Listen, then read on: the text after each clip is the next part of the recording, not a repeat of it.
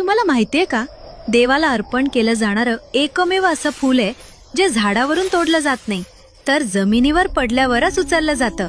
पण त्यामागचं रहस्य काय आहे?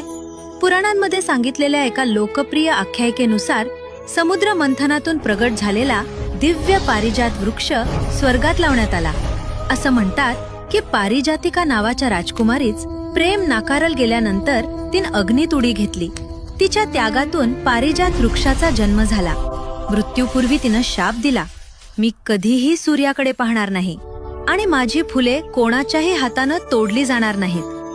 तेव्हापासून पारिजाताची फुले रात्री उमलतात आणि सूर्योदय होण्यापूर्वीच शांतपणे जमिनीवर गळून पडतात.